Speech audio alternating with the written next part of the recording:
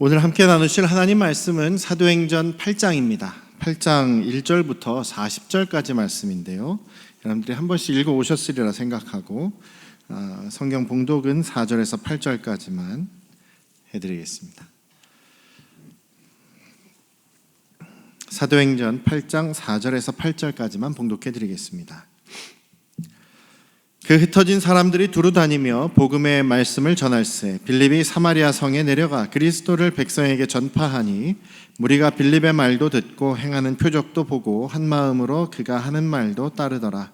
많은 사람에게 붙었던 더러운 귀신들이 크게 소리를 지르며 나가고 또 많은 중풍병자와 못 걷는 사람이 나으니 그 성에 큰 기쁨이 있더라. 아멘. 할렐루야.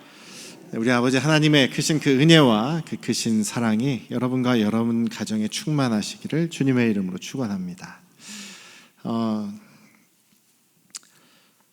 오늘 말씀은요, 사도행전 8장 말씀입니다. 스데반 집사가 죽은 다음에, 그 순교당한 다음에 예루살렘 교회에 큰 박해와 핍박이 벌어지게 됩니다. 큰 박해와 핍박이 있게 되고 또 그것을 열심히 주도적으로 열심히 적극적으로 교회를 핍박하는데 앞장섰던 사람이 이제 사울.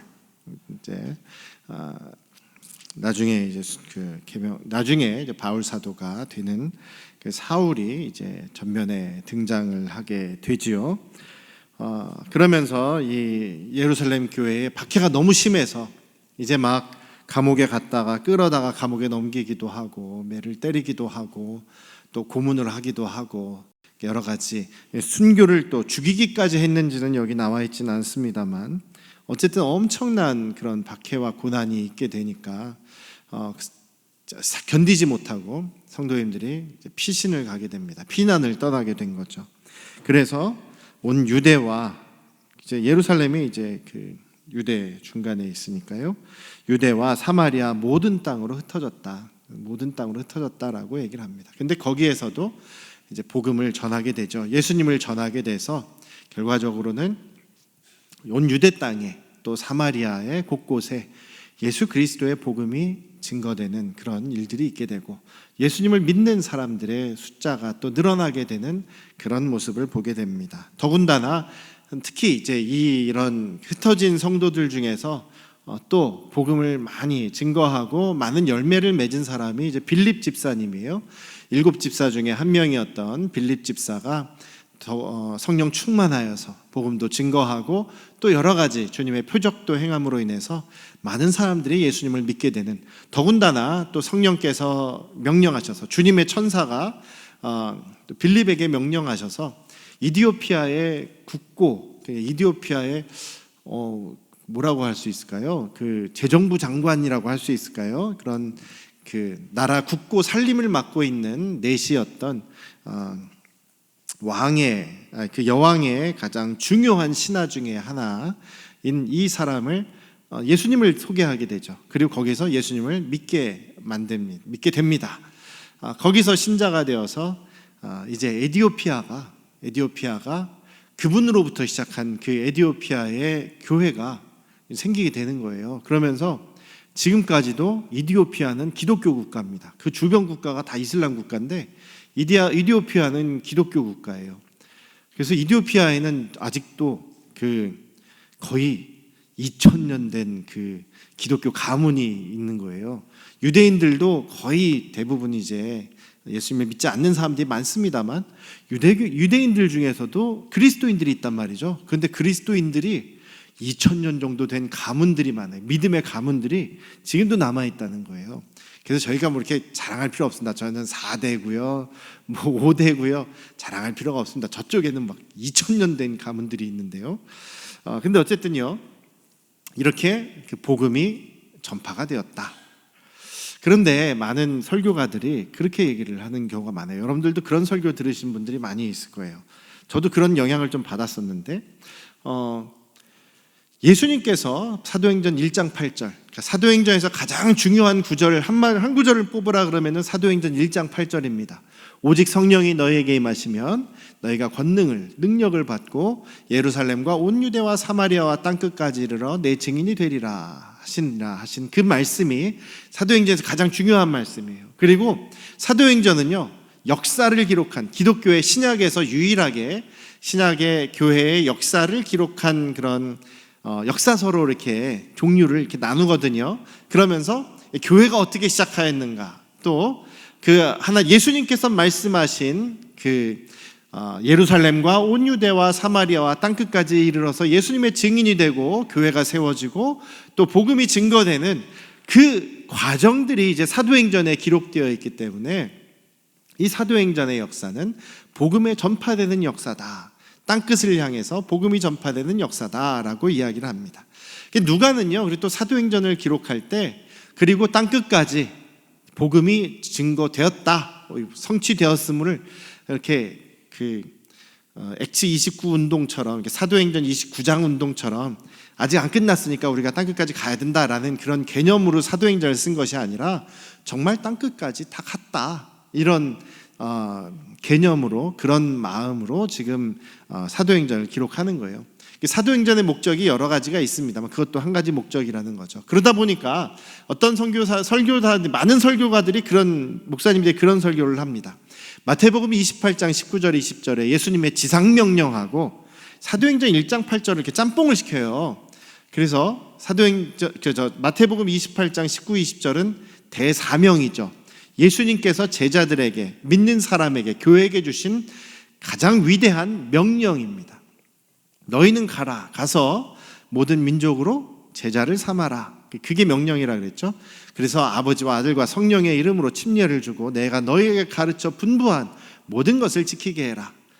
볼지어다 내가 세상 끝날까지 너와 함께 있을 것이다. 가서 제자를 삼아라라는 명령이란 말이죠. 사도행전 1장 8절에 성령이 너희에게 임하시면 예루살렘과 온 유대와 사마리아와 땅까지 이르러 내 증인이 될 것이다 라고 했는데, 이거는 분명히 명령이 아니에요. 여기는 명령이 없습니다.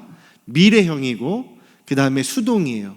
내가 증인을 한다, 증인 노릇을 한다가 아니라 성령이 임하시면, 임하는 것도 성령께서 우리에게 오시면입니다. 오게 되면 된다. 뭐가? 예수님의 증인이 된다예요. 되라가 아니라, 명령이 아니라 된다예요. 근데 이거를 명령이라고 생각하고 마태복음 28장하고 짬뽕을 시켜가지고 예수님의 명령이 예루살렘과 온 유대와 사마리아와 땅끝까지 이르러 예수님의 증인이 되고 복음을 증거해야 되는데 예루살렘 교회에만 머물러 있어요. 자기들끼리 그냥 좋아서 지지고 볶고 하니까 하나님께서 채찍을 때리셨다, 매를 때리셨다. 그래서 다 흩어버리신 거다. 그래서 뭐라고 강조하냐면, 여러분들도 예수님의 명령, 그 명령에 순종하지 않으면 이렇게 매를 맞고 환난을 당하고 어려움을 당하고 사업이 망하고 건강이 망하고 이렇게 되니까 여러분들 조심하시오. 하나님의 뜻대로 사시오. 하나님을 위해서 일하시오. 헌신하시오. 이렇게 설교하시는 분들이 있단 말이죠. 들어보셨습니까? 저 이런 분들 많이 들어봤거든요. 저는 아무리 생각해봐도 우리 하나님은 그런 하나님 아니시다라는 것이 성경을 아무리 읽어봐도 제가 내리는 결론입니다. 그런 하나님 아니십니다. 그래서 최소한 우리 안양 성도교회 출신이시면 저한테 설교를 들으셨다라고 인정하시는 분들은 어디서 그런 얘기 하지 마세요. 그런 분들은 되게 그렇게 하죠. 하나님의 말씀에 합하면, 하나님의 뜻에 합하면, 무슨 얘기냐면 하나님께 잘 보이면 하나님께서 그냥 인권, 물권, 축복 다 주신다, 복을 주신다, 돈을 주신다, 이렇게 하나님을 완전히 무당, 미신, 귀신 같은 하나님으로 변질을 시키는 그런 메시지를 전하는 사람이 너무 많습니다. 하나님 마음에 가장 합한 사람이 다윗이잖아요. 다윗만큼 고생한 사람이 있습니까? 다윗만큼 자기가 사망의 음침한 골짜기를 내가 다닌 적이 있는 그런 사람이 있습니까? 없죠. 다윗이 항상 평탄했습니까? 항상 만사형통했습니까? 아니라는 얘기예요. 그건 하나님 말씀이 아닙니다. 우리는 풍부에 처할 줄도 있고, 처할 때도 있고, 비천에 처할 때도 있고, 건강할 때도 있고, 병들 때도 있고, 평온하게 신앙생활 할 때도 있고, 고난당하고 박해당하면서 신앙생활, 어렵게 힘들게 신앙을 지켜야 할 때도 있다라는 겁니다. 우리의 기도를 들어주시는 하나님께서는 다윗의 시대에 다윗의 신앙생활 잘하고 하나님께 정말 마음에 합하니까 다윗의 때에는 기도를 다 들어주셨는데, 포로기 때 이제 이스라엘이 멸망했을 때 그때는 하나님이 아예 그냥 기도를 안 들어주시고 귀를 닫고 계셨단 말입니까? 그때는 들어주시고 그때는 안 들어주시고, 그때는 하나님이 합하니까 평탄하게 해주시고 이때는 말을 안 듣으니까 매를 때리셔서 심판을 하신다? 그런 하나님 아니십니다. 우리가 성경을 읽어 나가실 때 분명하게 여러분들 흔들리지 말고 굳게 붙잡으셔야 되는 하나님의 성품이 있어요. 그 성품을 우리가 꼭 그것을 기본으로 하고 성경을 읽어 나가셔야, 아이고 우리 하나님은 불공평하신가 보다, 아이고 우리 하나님은 나만 미워하시나 보다, 이런 얘기가 안 나와요. 하나님께서는 우리와 함께 하시죠. 우리와 늘 함께 하십니다. 근데 우리를 감시하기 위해서 함께 하시는 것이 아니에요. 아버지가 여러분들을 감시하기 위해서 함께 하십니까? 인간의 아버지도 대부분 그렇지 않지만 우리 하나님 아버지는 완전하신 하나님, 가장 최고로 선하신 하나님이시단 말입니다. 우리 하나님은 어떤 분이시냐면요, 성경에 보면 끝까지 기다려주시는 하나님이십니다. 우리를 기다려주시는 하나님이세요. 너 이거 내가 시켰지? 너 빨리 안 해? 빨리 안 해? 너 야단친다? 매 때린다? 매를 때리시는 경우 매를 때려서 이렇게 멱살 잡고선 일터로 끌어내리시는 하나님은 성경에 한 번도 기록되지 않으셨습니다. 반대로 하나님은 설득하시는 하나님이세요. 제발 내 일 좀 해줘라. 네가 좀 가서 복음 좀 전해다오. 네가 좀 가서 내 백성들을 좀 끌어내다오. 모세를 하나님께서 만나시고 모세에게 사명을 주실 때 어떻게 하셨습니까? 저 같으면 그냥 화가 나가지고 한 대 그냥 쥐어 받고서 시작하실 것 같은데, 모세가 저는 떠난 지 오래됐어요. 저는 히브리어 다 잊어버렸어요. 저는 말의 논리가 약해가지고 설득할 수가 없어요.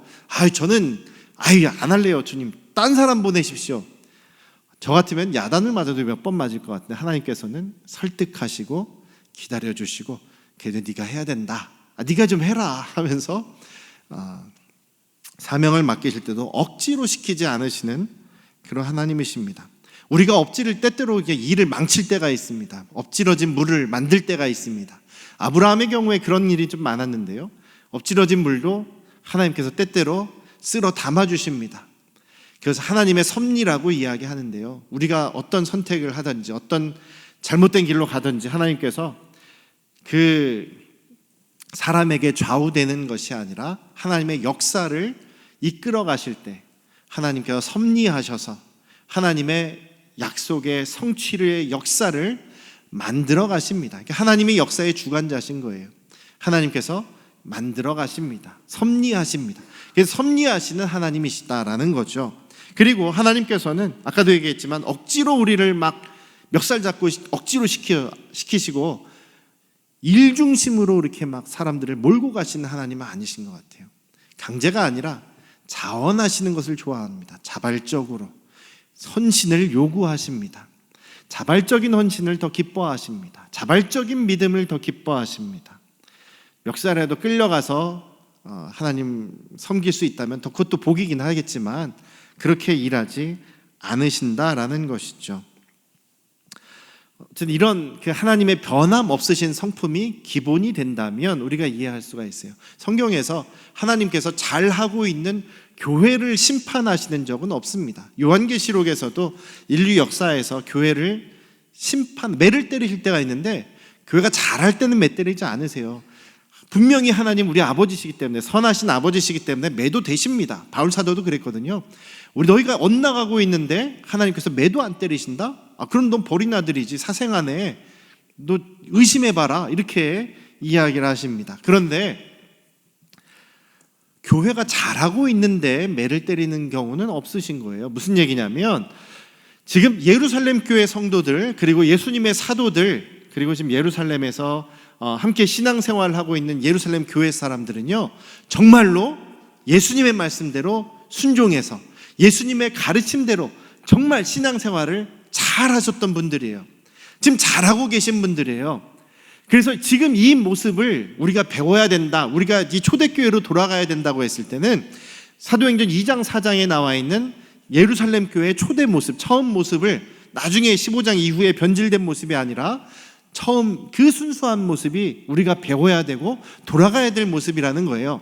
모이면 하나님의 말씀을 사모하고 예수님의 말씀을 사모하고 그 가르침을 순종해서 서로 돕고 서로 나누고 서로 사랑하고 서로를 위해서 헌신하는 모습, 그리고 항상 모일 때마다 예배하고 또 음식을 나누고 말씀을 나누고 나가면 항상 전도하는, 예수님을 증거하는 그 모습, 예수님, 부활하신 예수님의 증인된 모습이 바로 성령 충만하여서 주님의 말씀대로 순종하는 정말 이상적인 예루살렘 교회의 모습이었다는 겁니다. 칭찬해줘도 부족한 판인데 하나님이 너희들 빨리 이제 예루살렘에만 머물러 있으면 안 되고 유대와 사마리아와 땅까지 가야 되는데 예루살렘에만 머물러 있으면 안 된다라고서 금방 기다리지도 못하고 야단을 치신다고요? 아닙니다. 하나님께서는 분명히 그 무드셀라가 죽은 다음에 심판이 올 것이라고 예언을 하셨어요. 에노게 때에 벌써 그 무드셀라가 죽으면 심판이 온다라고 말씀을 하셨어요. 그럼에도 불구하고 정말 끝까지 기다리셨어요. 969년 동안 기다리셨습니다. 무드셀라가 죽는 게 969살을 살고 기네스북에도 올라갈 정도로 세상에서 가장 오래 산 사람이 되지 않았습니까? 그게 하나님의 사랑이에요.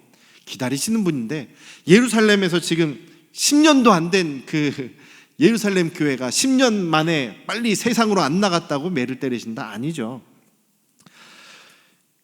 너무나 보기 좋은 모습이에요. 칭찬받아 마땅한 모습이에요. 그렇다면 여기에서 왜 지금 예루살렘 교회에 이런 어려움이 생겼을까?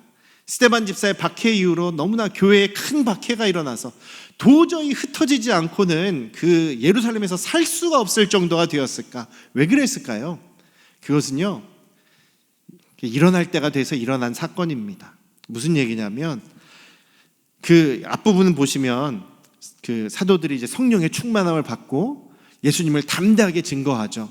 그리고 날 때부터 걷지 못했던 사람을 막 일으키고 병 고치는 역사들이 일어나지 않습니까? 그 역사들을 믿고 회개하고 예수님을 믿은 사람들도 있습니다만 그것을 바라보면서 북북 이를 가는 사람들이 있었습니다. 어떤 사람들이었습니까?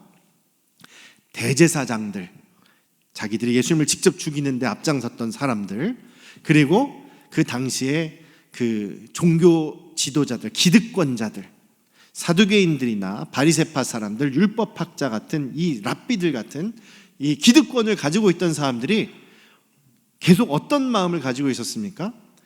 그리스도인들을 보면서, 사도들을 보면서 미움의 마음이 있어요. 시기, 질투, 미움, 분노, 그것이 계속 쌓여나가고 있었죠.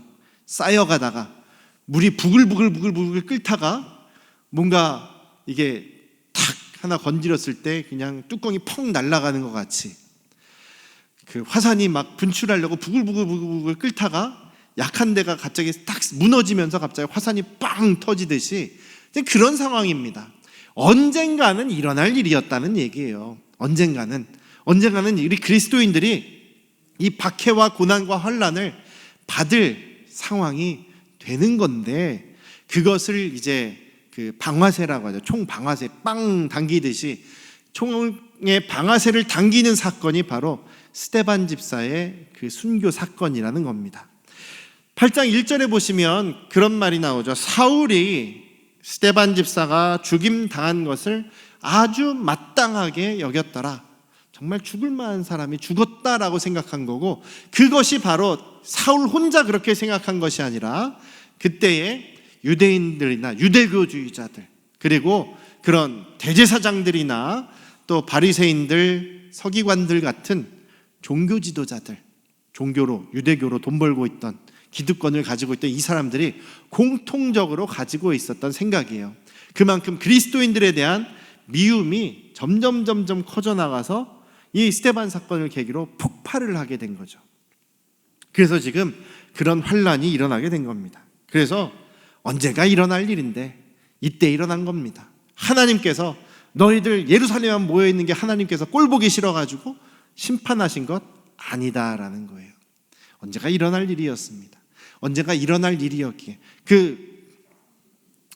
코로나도 저도 한 번 걸렸습니다만 이게 처음에 코로나 걸리면 사람들이 막 하나님의 벌을 받았다 막 이런 얘기 하시는 사람들 있잖아요. 근데 그렇습니까? 걸릴 때 되니까 걸린 거예요. 걸릴 때 되니까 그냥 이렇게 걸린 거죠. 감기에 눈이 없다고 얘기합니다. 하나님께서 악인들에게도 비를 주시고 의인에게도 비를 주신다. 비는 누구나 맞을 수 있다. 누구에게만 차별하시지 않는다라는 그 말씀이 있지 않습니까?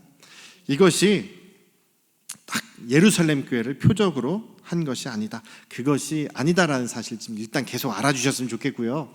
계속 강조하는 것은 여러분들이 제발 좀 그렇게 알아주셨으면, 하나님 그런 하나님 아니라는 걸 좀 알아주셨으면 좋겠다는 마음에서 계속 말씀을 드리는 겁니다. 중요한 것은요, 이 흩어진 성도들을 무슨 일을 하게 됩니까? 흩어져 있지만 가는 곳마다 예수님의 부활을 증거하는 주님의 증인이 되었다라는 사실이 중요한 거예요. 그게 중요한 겁니다. 이 스데반 집사의 사건으로 교회가 박해를 받고 흩어지게 되었습니다만, 하나님께서는 그 일들을 또 섭리하셔서 정말 예수님의 말씀대로 온 유대와 사마리아와 땅끝을 향해서 하나님 나라가 확장되도록 하나님의 역사를 이루어 가신다는 것이 바로 하나님의 섭리라는 거죠. 여기에서도 그 하나님의 섭리가 나타나고 있습니다. 어떤 사람들을 통해서? 주님의 말씀에 성령께 사로잡혀서 성령 충만하여서 가는 곳마다 예수 그리스도의 부활과 복음을 증거한 사람들이죠. 성경에서요, 이 사람들이 만약에 정말 하나님께서 매를 때리셔가지고 이제 더 이상 매 맞지 않기 위해서 예수님 복음 전해야지, 이런 사람들 한 명도 없었습니다. 성경에서요, 예수님께서 혹은 성령께서 너희들 계속 예루살렘에만 이렇게 머물러 있으면 좀 있으면 매 맞는다, 이런 성령의 말씀이 한 군데도 나오지 않죠. 지금 여기 있는 성도님들 그리고 예수님의 사도들 12제자들은요 성령님의 음성을 듣던 사람들이에요. 성령님의 명령을 직접 들은 사람이에요. 여기 빌립 집사님도 성령님의 명령을 직접 들은 사람이고, 천사가 나타나서 직접 명령을 해준 사람이잖아요. 그런데 만약에 예루살렘 교회가 예수님의 말씀 안 들어가지고 매 맞은 거라면 그 전에 이미 성령께서 경고하셨겠죠. 성령께서 말씀하셨는데 이들이 불순종했다고 여기 성경에 기록되었겠죠. 이런 얘기 전혀 없습니다. 이들은 자신들이 지금 매 맞았다는 생각하는 사람 한 명도 없어요. 그래서 박해가 일어났습니다. 일어난 상황에서 우리가 할 수 있는 것이 무엇인가를 생각한 거예요. 근데 어쨌든 이들이 가는 곳마다 주님의 복음을 전했다라는 거죠. 이 성령에 충만하신 분들이 자연스럽게 나타나는 모습이 바로 그겁니다. 여러분들, 제가 지난주에도 한번 말씀드렸죠. 여러분들 성령에 충만하십니까? 여러분들이 성령에 충만하신 건지 아닌지를 확인하는 방법이 하나가 있습니다. 내가 지금 만나는 사람마다 예수님을 드러내고 있는가? 내가 만나는 사람마다 부활하신 예수님이 우리의 주님이신 그것을 증거하고 있느냐?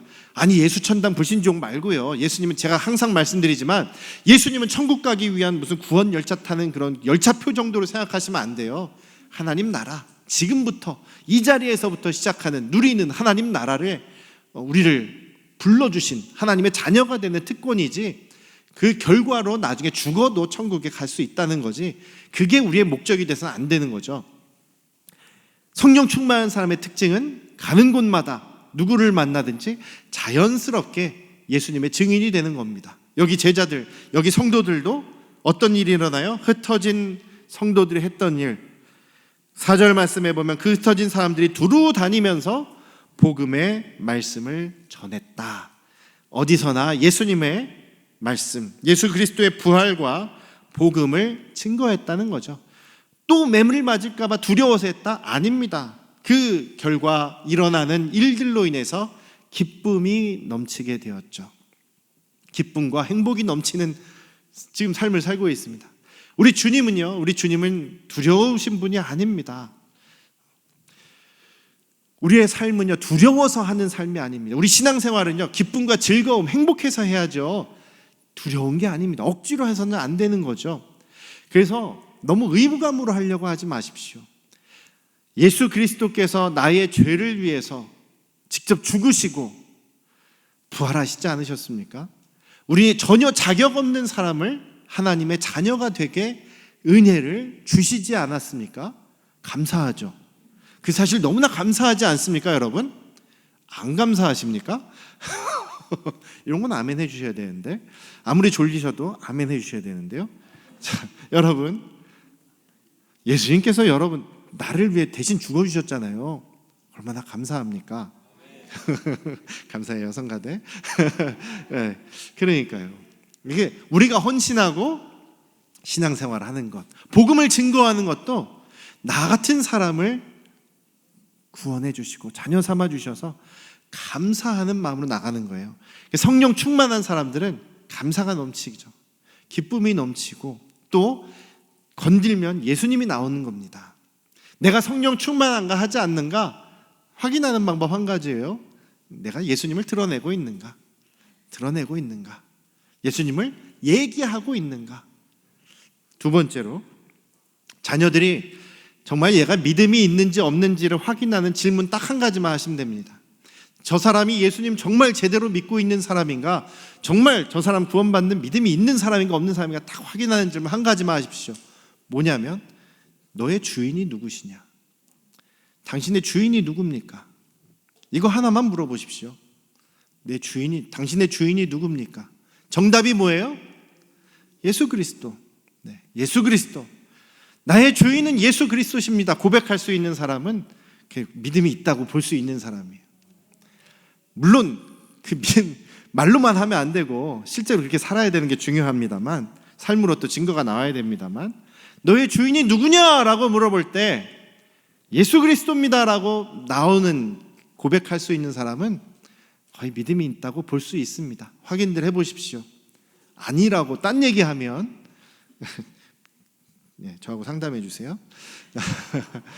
그렇습니다. 그래서 가는 곳마다 자연스럽게 예수 그리스도를 증거하는 거 자연스럽게 했다는 겁니다. 사랑하는 우리 안양 성도교회 가족 여러분, 성령 충만하시기를 주님의 이름으로 축원합니다.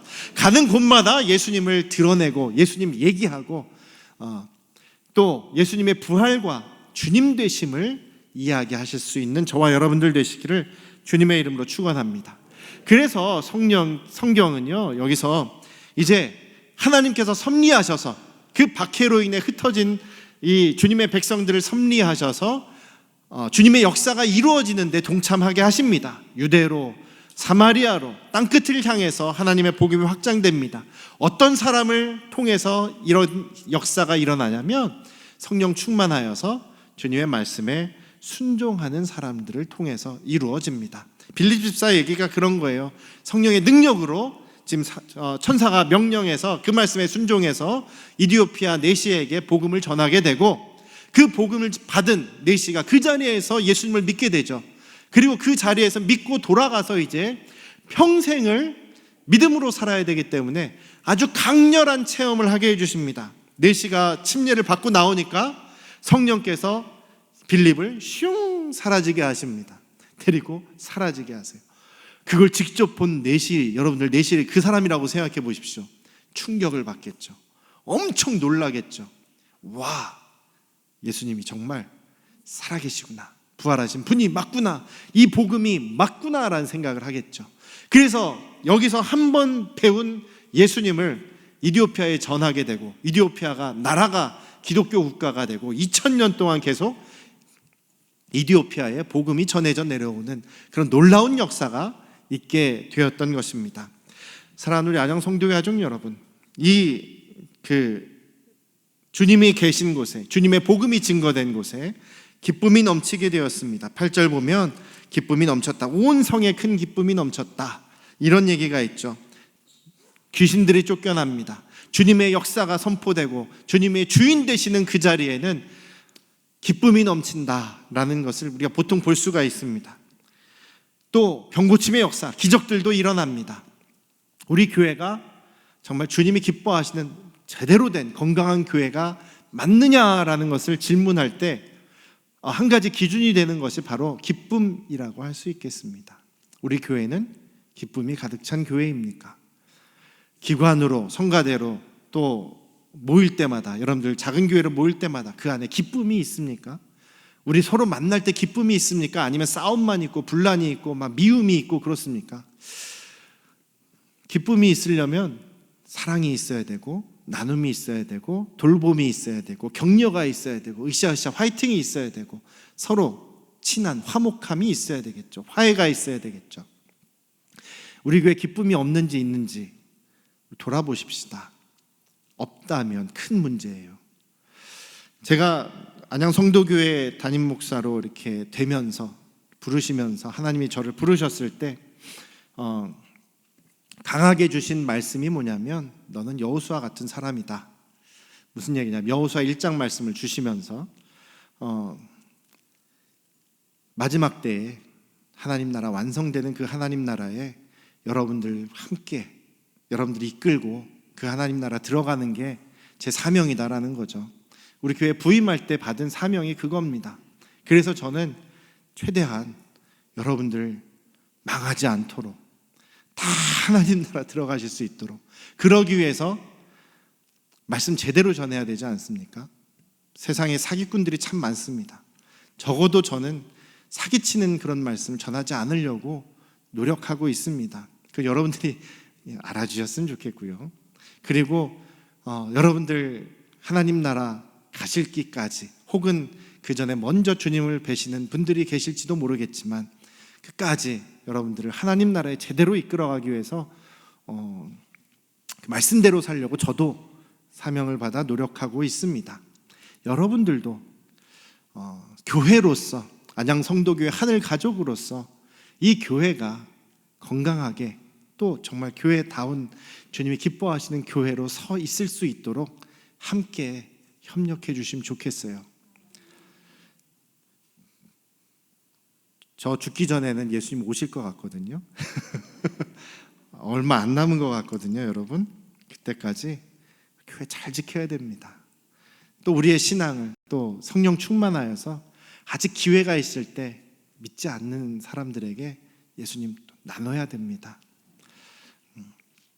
우리가 그런 삶을 살아갈 수 있도록 성령 충만하고 주님께 순종할 수 있도록 함께 노력하시는 저와 여러분들 되시기를 주님의 이름으로 축원합니다. 기도하시겠습니다.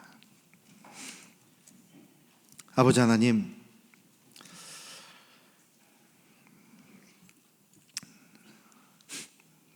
흩어져 있는 성도들이 거기에서도 자연스럽게 정말 습관처럼 주님을 증거하고 주님을 나누는 그런 모습을 보게 됩니다.